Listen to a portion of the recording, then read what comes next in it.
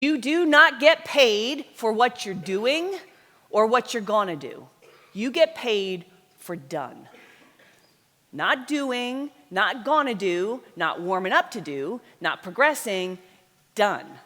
Done. You get paid for what you get done. And the members that succeed are able to execute. Not me.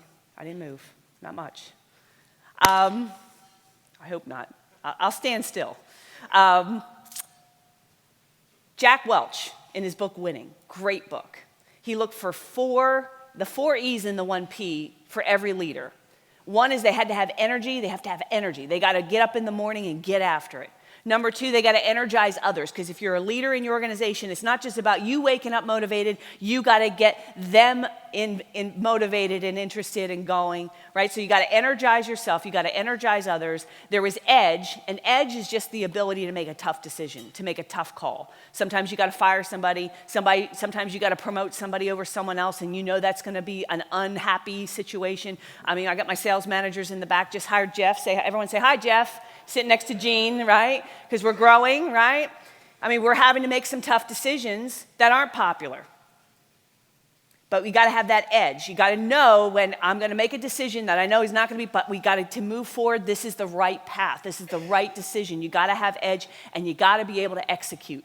So you got to be energized. You got to be energizing the others. You got to have edge, and you got to be able to execute. It's as simple as that. And then the P was passion, because if you don't have passion for what you do, none of that, you're not going to have energy for sure, and you're not going to be able to energize others. All right. So Newton's law. You guys all heard Newton's law before, right? And that's objects at rest tend to stay at rest. Objects in motion tend to stay in motion at the same speed and direction they're acted upon, unless acted upon by an external force, right? Well, here's Newton's law applied to business. Companies that are stuck tend to stay stuck. And companies growing at a certain pace tend to stay growing at that certain pace in the same direction unless we apply additional force, which means you're going to have to start making changes, growing a sales and marketing department, doing things a little bit different. And so part of consistent execution is marketing and selling has to be in perpetual motion, not start, stop, start, stop, start, stop. I hear from some of you like, hey, I had an appointment setter, they didn't quite work out and I had to let them go. Oh, okay, well, and you're like, we're kind of looking for the next, well, how long ago was that? Oh, that was like 8 months ago, a year ago. See, the time to look for that replacement is while they're still working for you. The day you hire one, start looking for the second. Because either they're going to be good and you want a second because you want to grow it, or they're going to flame out and you're going to need the second in order to replace them. The minute you hire one, hire two, right? Might as well. Just go for it. And always be recruiting. Don't expect what you don't inspect. This is another thing. Part of execution is not just about giving somebody a goal and saying, hey, good luck, hang in there, okay? 2-part training. Good luck, hang in there, Got a cue? Good, all right. And you know what? Someone like Quentin, he'll look at me and go, you got it. And he will work his ass off to try and get it. But you know what? As a leader of the organization, it's not fair for me to just give him that goal and then turn my back, because that's what people say. Oh, hire good people and get out of their way. That's bullshit. Right?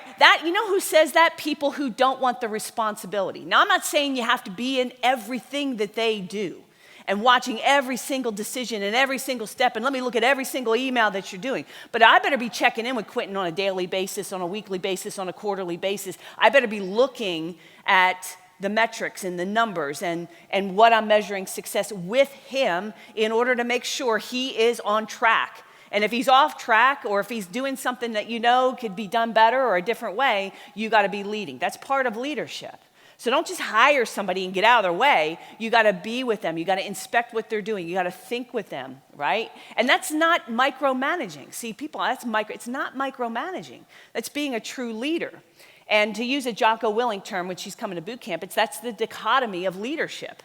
The dichotomy of leadership is you want to be involved enough that you know what's going on and they're not doing something crazy, right? Because you don't want to wait until 4 months, 6 months later when your salesperson hasn't closed a single deal to go, hey, maybe this guy isn't working out. See, you ought to know by the first month, because you can look at their activities and you can see what they're saying and who they're calling on, right? You can know before and course correct so you don't end up with a failure at the end of 6 months, which is no good for anyone. So you got to know what's actually happening. So that's consistent execution. That's part of it. And watch the numbers. They're the most honest, non-dramatic measurement of what's truly going on. The numbers, the numbers, the numbers. How many leads are coming in, how many are getting to an appointment, how many are closing, what price point in your ticketing system with your customers. You guys know those metrics. You got to look at those. Those are the most honest, non-dramatic measurement of what is going on.